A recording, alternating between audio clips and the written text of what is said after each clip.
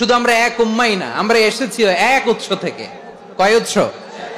From Adam and eve, আদম এবং হাওয়া, উনার সন্তান আমরা। তার ছেলে মেয়ে থেকে, তার ছেলে মেয়ে থেকে, তার ছেলে মেয়ে থেকে আমি। তার মানে রাস্তাঘাটে এদিকে সেদিকে যাকেই দেখি সে আমাদের এই বিরাট পরিবারের কেউ না কেউ। চিল্লায় বলেন ঠিক কিনা? এই যে যারা বসে আছে আমরা কোনো না কোনো ভাবে তো আত্মীয়, কি বলেন? কারণ আদি পিতাকে সবাই বলে না, আদি পিতাকে, আদি মাতাকে হাওয়া আলাইহিস সালাম। তার মানে আমরা উম্মাহ এক, আমাদের উৎস মানে এক অরিজিন থেকে আমরা এসেছি।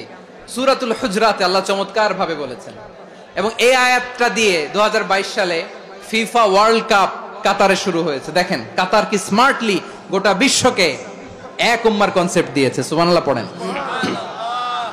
সূরাতুল হুজরাত আল্লাহ বলেন, ইয়া আইয়ুহান নাসু ইন্না খলাকনাকুম মিন যাকারিন ওয়া উনসা وجعلناكم شعوبا وقبائل لتعارفوا إن أكرمكم عند الله أتقاكم إن الله عليم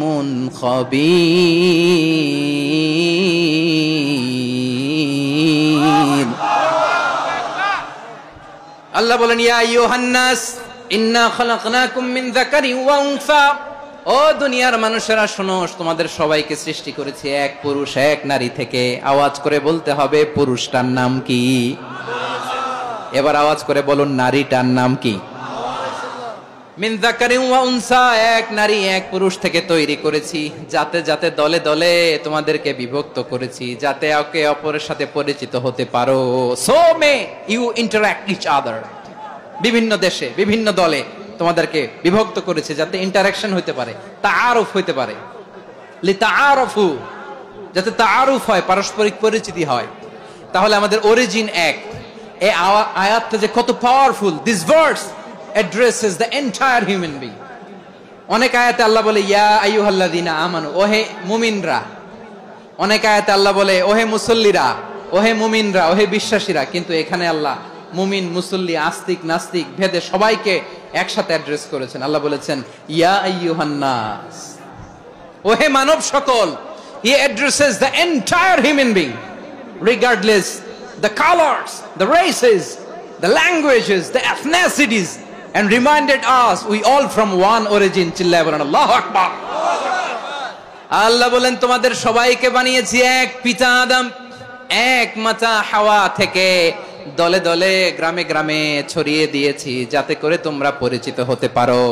আমি আল্লাহর কাছে তোমাদের কোনো ধরনের আলাদা মর্যাদার কোনো স্ট্যান্ডার্ড নাই একটা ছাড়া। ইন্না আক্রামাকুম ইনদাল্লাহি আতকাকুম, আমার কাছে তার মর্যাদা সব চাইতে বেশি যার হৃদয়ে তাকওয়া থাকবে বেশি। আল্লাহর কাছে ধনী গরিবের পার্থক্য নাই, লম্বা খাটোতে পার্থক্য নাই, আরব অনারবে পার্থক্য নাই। এই আয়াত নাজিল করে আল্লাহ তাআলা বিভেদের দেয়াল বা প্রাচীরকে ভেঙে গুড়িয়ে দিয়েছেন। সবাই সমান, আমরা সবাই সমান, কোনো পার্থক্য নাই। তাহলে আমরা এক উম্মাহ। আওয়াজ করে বলতে হবে আমরা কি? আমরা কয় উৎস থেকে এসেছি? এক উৎস। এবার আল্লাহ বললেন শুধু চাই না, বিশ্বনবী আমাদের শিখিয়ে দিলেন শুধু এক উম্মাহ না, শুধু এক উৎস না, তোমরা এক দেহ এক প্রাণ। আল্লাহু আকবার। এক দেহ এক প্রাণ বানানো কথা না, বিশ্বনবীর কথা। বিশ্বনবী বলেন মাসালুল মুমিনিনা ফি তাওয়াদ্দিহিম ওয়া তাআতুফিহিম ওয়া তারাহুমিহিম মাসালুল জাসাদ, মুমিনের ভালোবাসা, সম্প্রীতি, ঔদার্যতা, এটা দৃষ্টান্ত কি? লাইক ওয়ান সিঙ্গেল বডি, একটা দেহের মতো সবাই। ইনিশতাকা মিনহু উদুন তাদাআলাহু সাইরুল জাসাদি বিসাহরি ওয়াল হুম্মা, দেহের একটা অঙ্গ যদি ইনজুরড হয় সারা দেহ যেমনি ব্যথা পায়, পেইন পায়, তেমনি গোটা বিশ্বের যেখানেই হোক মুসলিম আঘাত পেলে গোটা বিশ্বের সব মুসলিমের কলিজায় যে লাগে, ঠিক কিনা? আরেক বর্ণনায় বিশ্বনবী বলেন আল মুসলিমুনা কা রাজুলিন ওয়াহিদ ইয়ানি জাসাদিন ওয়াহিদ, পুরো মুসলিম হচ্ছে, উম্মাহ হচ্ছে এরকম এক দেহ।